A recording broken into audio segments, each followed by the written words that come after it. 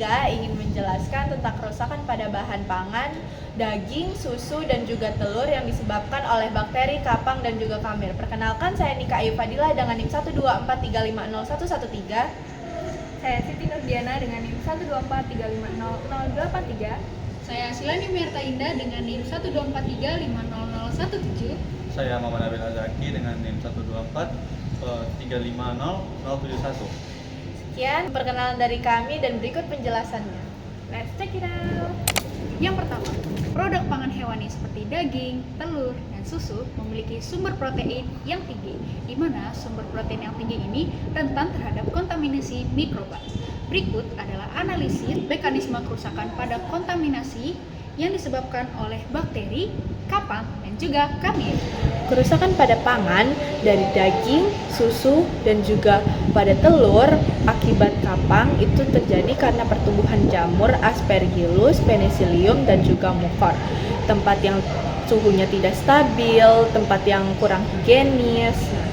Pada daging biasanya itu terdapat bercak, berbulu, berwarna putih, hitam, bau apek, dan juga tekstur yang berubah.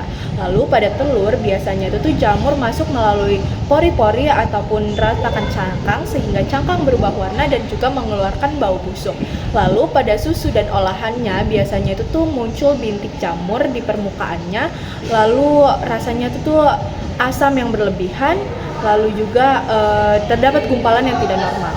Nah, biasanya selain menurunkan nilai mutu dan juga gizinya, biasanya gen ini menyebabkan mitoksin sehingga menjadi berbahaya bagi kesehatan, sehingga dapat dicegah melalui simpan dengan suhu dingin, terus juga tempat tertutup dan juga tempat yang higienis. Di sini aku akan menjelaskan kerusakan pangan pada daging, telur, dan susu yang disebabkan oleh aktivitas bakteri yang memanfaatkan kandungan air serta protein yang tinggi pada bahan pangan. Pada bakteri, biasanya ada bakteri Salmonella serta ada bakteri E. coli yang menyebabkan daging tersebut berubah warna, berlendir, serta berbau tidak sedap. Kemudian pada telur biasanya ada bakteri Salmonella yang menyebabkan putih telurnya itu encer, lalu berbau tidak sedap, serta ada perubahan warna juga. Kemudian pada susu biasanya itu ada bakteri Lactobacillus yang menyebabkan susu tersebut menggumpal, berbau tidak sedap, serta berasa asam. Kemudian untuk pencegahannya bisa dilakukan dengan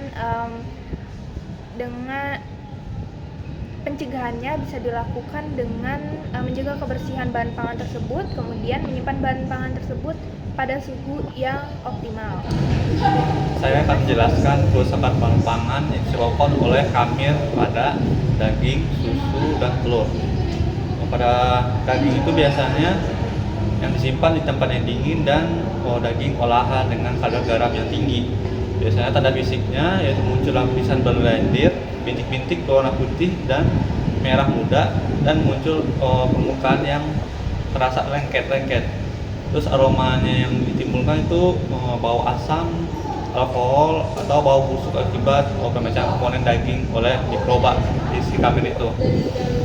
Jenis kamirnya itu ada Candida sama Podorula. Terus pada telur itu lebih dominan pada Salmonella. Si kamir atau Salmonella itu masuk ke pori-pori cangkang yang rusak atau lengkap. Kerusakan cerna yang terjadi itu pengecilan telur dan perubahan warna pada kulit telur menjadi tidak wajar. Terus aromanya muncul bau seperti ragi atau fermentasi jika kontaminasi sudah parah. Pada susu, kamir sering ditemukan pada susu segar yang kurang bersih atau fermentasi seperti yogurt. Perubahan teksturnya menjadi kental, berlendir, dan muncul gumpalan akibat produksi gas dan asam. Rasa atau baunya itu rasa menjadi sangat asam atau pahit, serta muncul bau ragi dan alkohol akibat fermentasi laktosa oleh kamir. Dan gas yang dihasilkan pada susu dalam kemasan untuk kamir sering menyebabkan menggumpung karena pelepasan karbon dioksida. Sekian kerusakan pada kamir. Sekian pemaparan materi singkat dari kami akhiri. Wassalamualaikum warahmatullahi wabarakatuh.